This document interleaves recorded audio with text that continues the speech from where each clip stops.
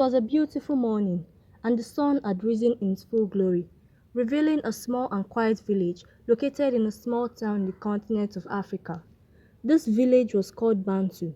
Bantu was a village so full of life, and its villagers lived in peace and harmony with one another and with their neighboring villages. In this small village lived a couple whose names were Asha and Juma.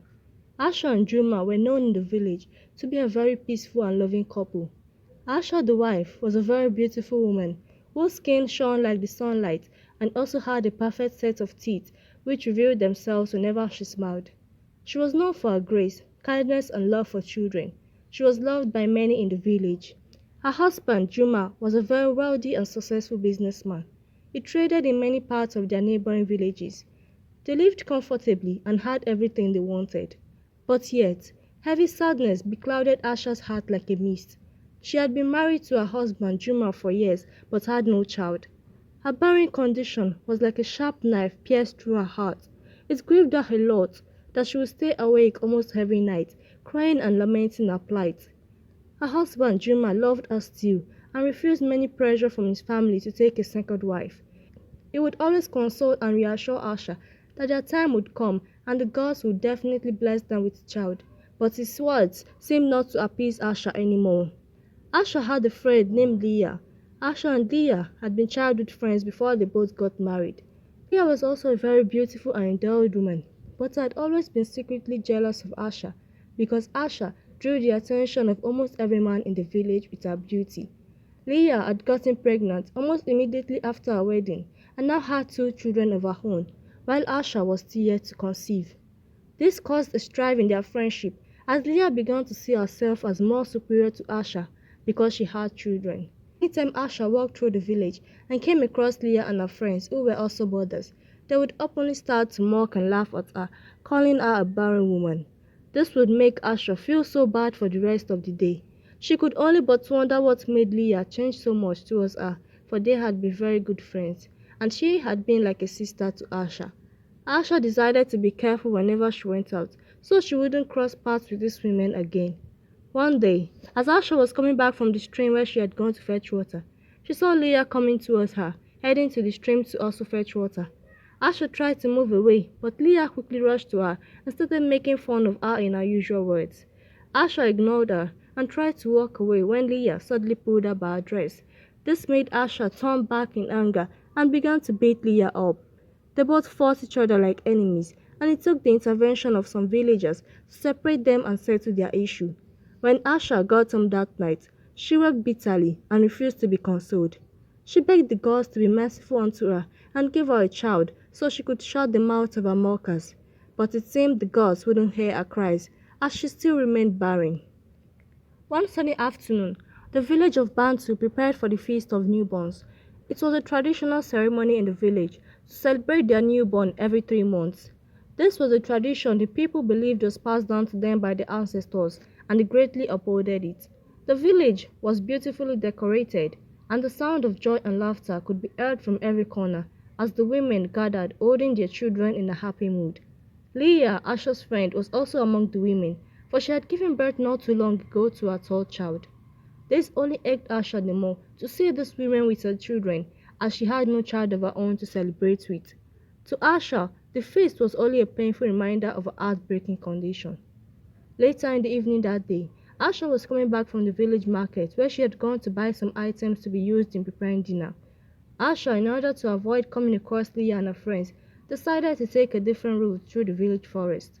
She had not walked for long when a mysterious-looking old woman, putting on black torn clothes, suddenly approached her.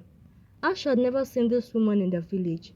She politely greeted the woman and began to walk away very quickly, a bit frightened by the old woman's looks. The old woman suddenly said something that made Asha turn to look back at her in surprise. "Have you heard about the woman who found the lake of the water goddess? They said the goddess granted children to those who sought her." The mysterious old woman said these words to Asha as she slowly walked away from her. Asha was surprised and shocked at the same time. She could only stand and ponder on the words of the old woman. She wondered where the woman had come from and how she had known Asha was looking for a child. But above that, Asha wondered about what the woman had said about the water goddess. While growing up, Asha had heard stories about this water goddess. The older women of the village talked about it like a fairy tale, but now Asha wondered if the fairy tales could actually be true tales. Asha went to bed that night, pondering on so many things. Does this water goddess really give children? She asked within herself. Asha made up her mind to go visit a woman in the neighboring faraway town, whom people allegedly say got a child from the goddess years ago, as she had heard in the stories the women told them. Asha believed this was the same woman the mysterious old woman had told her about earlier in the day. This woman was named Tama, as it was told in the stories. Tama was a woman who lived in Malha village, situated miles away from the Bantu village. Tama had also been married for years, but had no child, when suddenly she got pregnant and gave birth to a baby months later. Everyone in her village was surprised and happy at the same time for her. The news of her childbirth spread like wildfire through the village and even to neighboring towns. Not too long, rumors were heard that she had gone to visit the water goddess to get a child, but till this day, no one could say whether it was true or not. Very early the next morning, Asha began her journey to Tama's village. She walked all through the day in the burning sun, and it was late in the evening when she finally got to the village. Asha asked the people around for Tama's house, and she was finally given the direction by two young women. The house was situated very close to the village stream, as lots of villagers were gathered around there fetching water. Asha got to Tama's house and knocked gently on the door. A frail-looking woman came out, looking very pale and worn out, the evidence of old age clearly showing on the woman's face and in her faltering steps. Asha greeted Tama, and Tama looked at her and asked in a weak voice, "Whom do you seek, young woman?" Asha paused for a while before she replied, "I am looking for a woman named Tama. They said she lives here." The woman looked again at Asha, this time very closely before she spoke again. "Yes, it is true. She lives here and I am the one that you seek." Asha went silent for a while. She couldn't believe this was the same woman she had heard about in the stories, for she looked very different from how the women described her in the stories. Whether it was due to age or something else, Asha couldn't say. Tama asked Asha again what she wanted from her. Asha then told her a reason for coming. She narrated her plight to Tama, almost in tears. Tama looked at Asha in pity, for she knew the pains and humiliations she also went through during her years of barrenness. She warmly welcomed Asha into her house and gave her some food and water to drink. Afterwards, she decided to tell Asha the truth of how she had gotten a child many years ago. She told Asha that truly the water goddess had given her the child and that the goddess would definitely be willing to give to Asha if she was willing to pay the price. "What is this price?" Asha asked. "Go, and you will find out," the old woman replied, looking at Asha with eyes full of pity. Asha was tempted to ask the woman what became of the child she gave birth to, but she decided against it.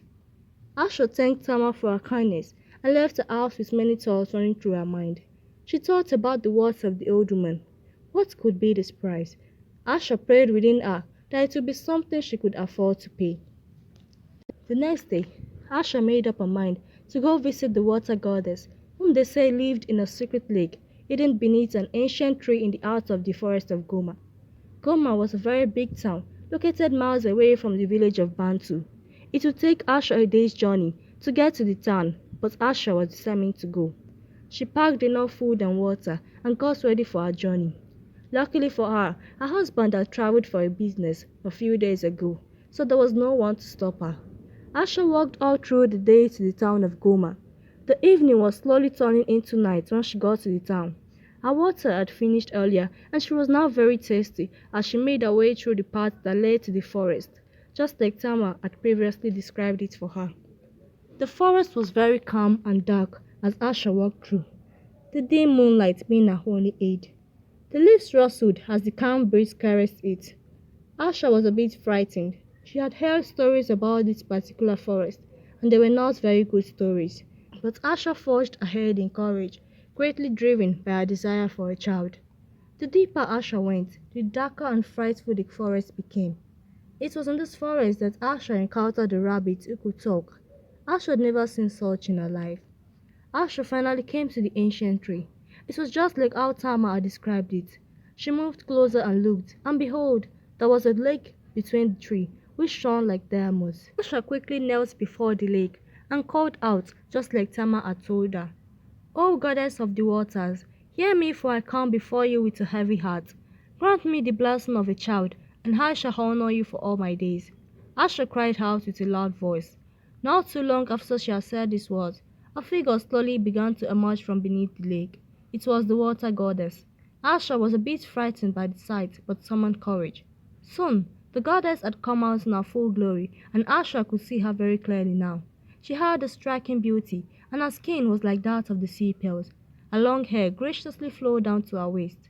The goddess looked carefully at Asha from afar and spoke to her, her voice gentle and calm like the waters. The goddess asked Asha if she knew the request she was making and the price it would cost for her request to be granted. The goddess said to Asha, I have heard your pleas, O woman, and I will give you the blessing of a child, but you must know that every joy comes with a price to be paid. What is this price, O goddess? Asha asked. To bless you with a child, you must offer me something in return. When the child is 3 months old, on the day of its newborn celebration, you must offer to me someone you love dearly in exchange to keep the child forever. The goddess said these words to Asha in a clear and sharp tone. Asha stood speechless. The words of the goddess rang in her ears like a chorus. Truly, she had been told there would be a price to pay, but no one had told her it would be a human sacrifice. How was she to offer up someone she loved to keep a child, and who would she offer? These thoughts ran in her mind. But in that moment, Asha's desire for a child clouded her judgment. She agreed to the goddess' terms, and she was promised a child. To Asha, that was all that mattered.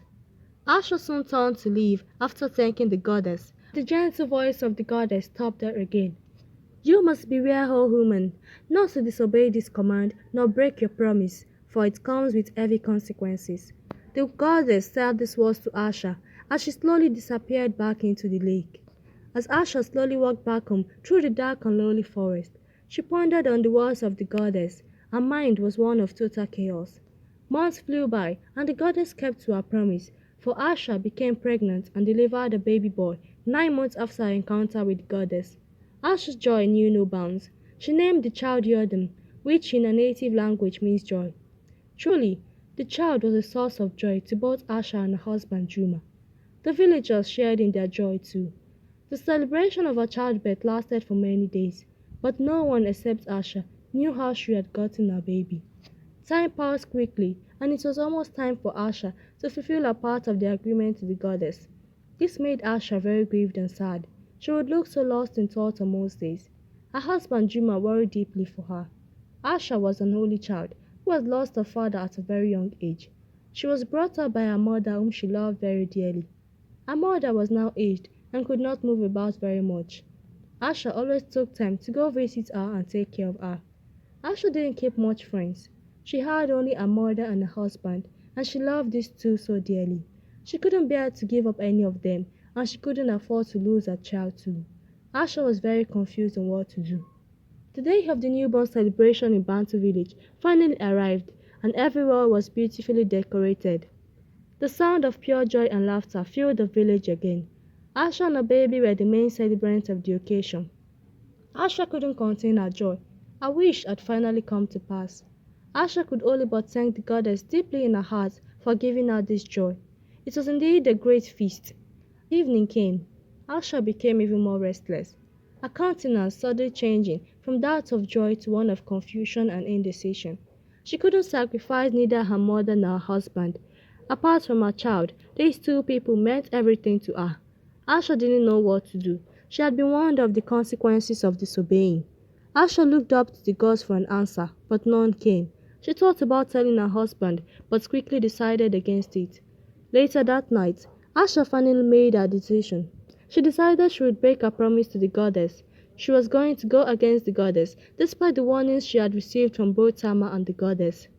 Asha made this decision with a heavy heart. She hoped that the goddess would take pity on her and let her keep her child and her loved ones.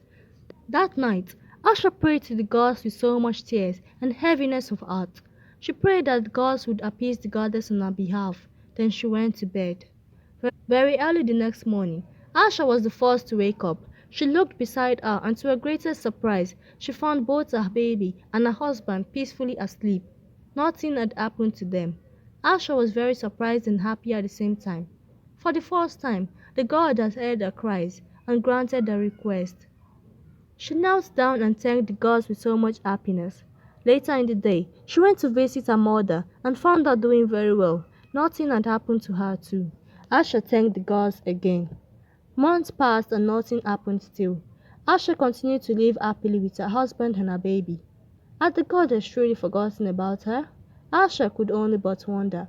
But little did Asha know that the consequences of her actions was just yet to come.